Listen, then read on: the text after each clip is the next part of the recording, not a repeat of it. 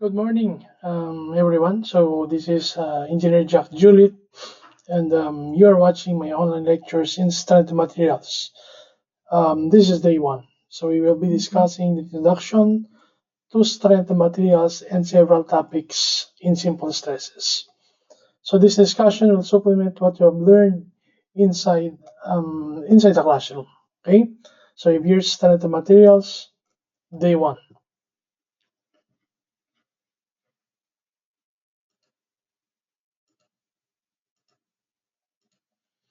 So if you're strength materials, the first topic is simple stresses.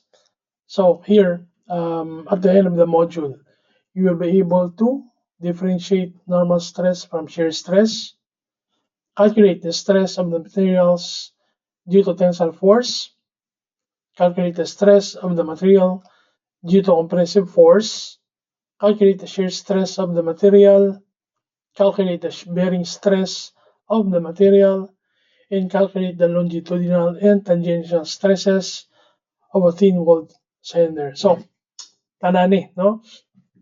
Pagatunahan tani sa amo nga topic ko or topic, right?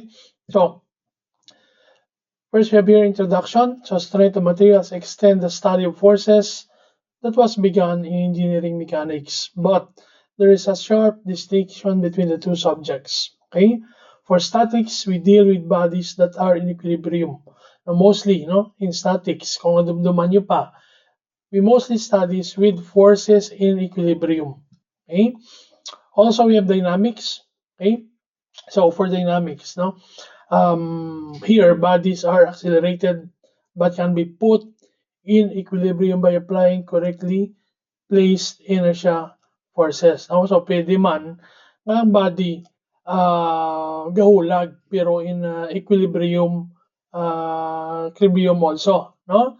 No, so example, no, kung kasakay sa vehicle or let's say sa bus, no? Apin pa kung katindog ta. Now if the acceleration is constant, no notice sa way tagaulag sa kinatindugan ta. But if there is a sudden acceleration or deceleration, so kamo na napagulag ta dayon. So but silingon may unbalance force, no? Nga ga acts sa aton nga lawas. Okay? But of course, dynamics. This is also one of the most important subject in your civil engineering or engineering. For civil engineering, the applications of dynamics is in your transportation and highway engineering. Okay, so you'll be discussing this further in these higher subjects. So strength of materials deals with the relations between externally applied loads and their internal effects on bodies. So bodies here in strength of materials are no longer assumed to be ideally rigid. Okay? So sa statics, no, gina-assume ta nga bisan ano kadako sang load ang ginubutang ta sa aton body, hindi magminyar, no? Or hindi magulag ang aton nga body or ang aton nga structures. Here in a strength of materials deformations. However, small is of major interest. So we have to investigate, no? Ano matabo kung tama na kadako, no, sa aton nga force nga ginabutang sa aton body, no? Or structure. So next we have here the properties of structures or machine is made affect both its choice and the dimension that will satisfy the requirement of strength and rigidity. No? So tandaan ta no, when we choose our materials no, sa ating structures or it will govern by the properties of the materials that you will be choosing kag anong yung dimension no ano siya kadamol di ba no parehas man abala sang papel no kung ang papel isa lang hapo sa gisiyon no but kung isa na sa karim no gisi abala isa karim kung magisi mo no so the same thing applies no sa aton nga structures kung ang binta nipis no so may possible nga po siya magisi okay or ma-shear off okay pero kung damol na siya then budlay siya magisi at the same time ano nga klase siya materials ang aton nga gamiton di ba so Here we will be discussing here in strength materials the concept of strength and rigidity. Okay. Next, mamangkot, so what is the difference between mechanics and strength of materials, or between statics and strength of materials? No example, where a simple problem in statics is to determine the force required at the end of a seesaw to carry a given load. So, muna nga ito example. Okay? So, we have ito fulcrum sa ito nga. Then we have a seesaw. Okay? Kung may load ta, gusto ta mabalaan ang force nga makadala sa load da. Ano ginobra ta statics? Sa statics, no? Inakuha ta lang ang moment sa ito nga. No? So, moment sang load is equal to moment man sang aton nga force no, sa piyang side. Okay? However, in strength of materials, we investigate further. No? Anong ginambalo ko nga investigate further. Okay? Kung tama na kada ko sang load, ang possibility is base pwede mabuka or maguba ang imo nga siso, di ba? That's the reason, no? That in statics we try to investigate. In strength of materials we try to investigate further. No, sa statics, bisan ano nakadako sang load ya, no? Forces lang ginatun-an ta. But in strength of materials, we go further by investigating kung ano matabo sa structure ta kung amo nakadako sang load. Right? So in strength of materials, the solution must extend further. You must investigate the body itself to be sure that it will not break nor be so flexible that it bends without breaking. Iba si mabuka, di ba? So in this course, we will study the principle that governs these two fundamental concepts of strength and rigidity. Okay, so muna na yung pagkatunan ta. Next, we have analysis of internal forces. So in engineering mechanics, we should start by determining the resultant of the applied forces to determine whether or not the body remains at rest. If the result is zero, then we have a static equilibrium, a condition generally prevailing in structures, di ba? Kung may ara ta building pinakadlaw, gusto ta naara sa static equilibrium. Hindi ta gusto nga gamay lang nga tayog, or let's say may bagyo nga baskog ang hangin gahulag dayon ang aton yung structures, no? So as much as possible, no, you want our structures to be in static equilibrium. Okay, now if the resultant is not zero, we may apply inertial forces to bring about dynamic equilibrium. Okay, so for this one, no, this is more on topics in your dynamics. Okay, it will be discussed further in your dynamics.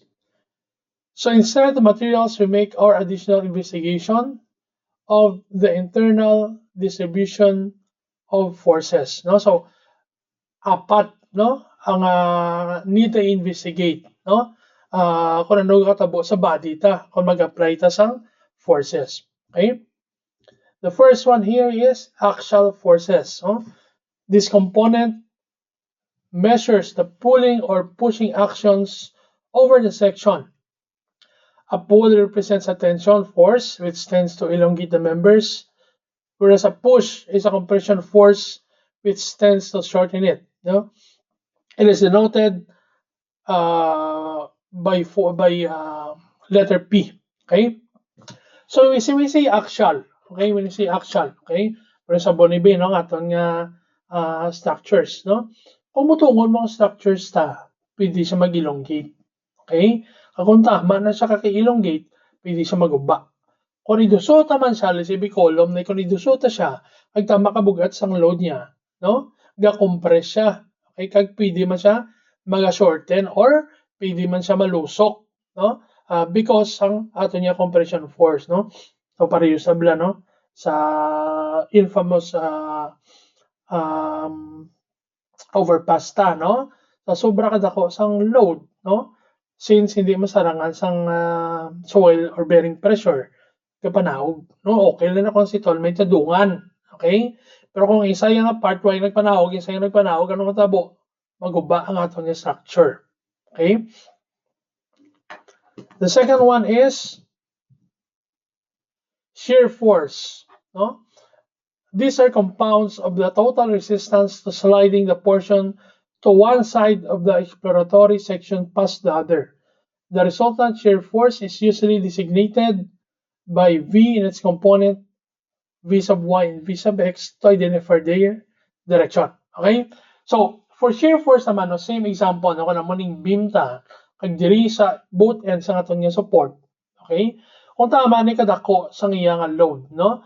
Kag nipis lang aton nga beam, may posibilidad nga mag-shear off or mag-isi ni sa diri dampi sa support. Okay? So we call that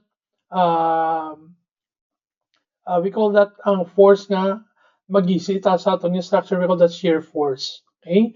Kag dapat no ma-counteract na no kung ano kadamolon sa aton nga structure or kung ano nga materials man ang aton nga gamiton. Okay? So we call that shear. Next, we have a torque. This one is components measuring the resistance to twisting the members and is commonly given by the symbol T. Okay? So for torque naman, okay, kung mo man di Japon na itong example, maning beam ta. Kung ang load tadi okay lang kung sa tunga siya, no, why sa eccentricity ang ginatawag. However, kung ang load ari sa may kilid sa aton nga beam, may possibility nga magtiyog ni ang aton nga beam. Okay? We call that force torque. Anong matabo kung katiyog ni siya? Okay? Parehas man na bala sa alambre, no? Sige, tapatiyog ang alambre, no? Up to the point nga ganipis siya, no? Kag mabugto. Alright? So the same thing will happen to our structures if it cannot resist torque. Okay? Then the last one, we have here bending moments. These components measure the resistance to bending the y or z axis. Okay? So for bending moments naman, okay? Kung naman ni aton yung beam, because may load na di sa babaw, pilo siya. Okay? Anong matabo kung tama ni kabugat sa aton load, mabuka or mabugto ang aton beam sa tunga. Diba? So there you go, no? So in order sa aton structure para maging safe, okay? Dapat ma-resist ang axial force, apat, no? Axial force, shear force, torque, kag aton nga bending forces or bending moments. Okay? Okay, next slide. So we have here simple stresses. So one of the basic problem of the engineer is to select the proper material and correctly use and proportion it so as to enable a structure or machine to do most efficiency what it is designed to do. Okay? So for this purpose, it is essential to determine the strength, stiffness, and other properties of materials. No, although we will have problems. No, sample problems here that describes the properties of materials. But you will be discussing this further in your construction materials and testing. Now, at the same time, you will have several laboratories, no, where you experiment, no, ang mga properties ni sa aton yung mga construction materials. Okay?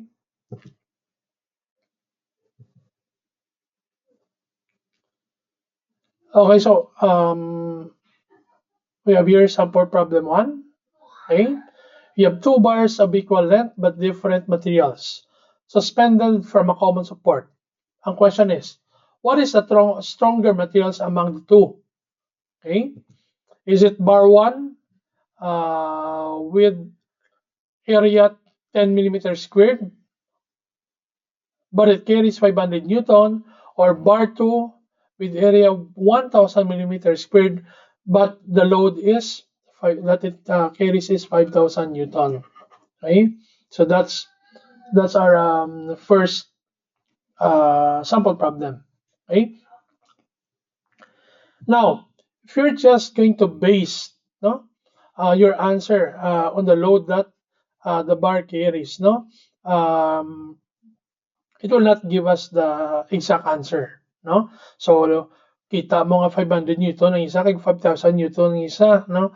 Mambal na dayon nga bar 2 is the stronger material. Okay, it does not follow. No?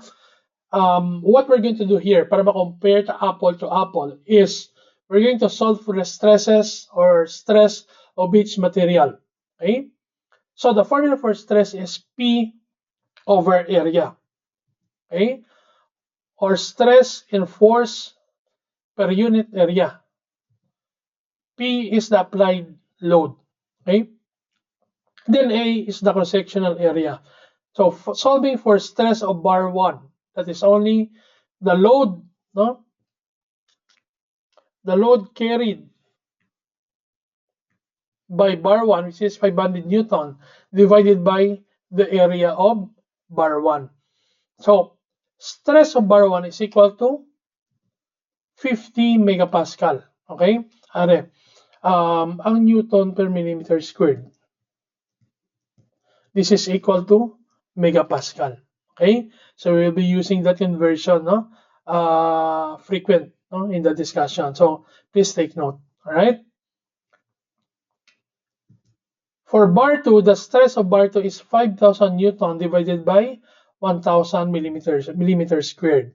So the stress for bar 2 is 5 megapascal. Okay? So, pwede tayo ma-compare ang duwa, no? It's already apple-to-apple comparison. So, both silingon, no? By this value, okay?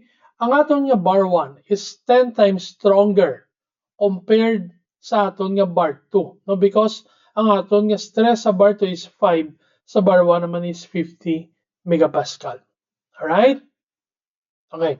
So, we'll end our today's discussion in this slide saying that the best creator next to God are engineers. No, hope to be with you on day 2. Okay, see you. Ciao.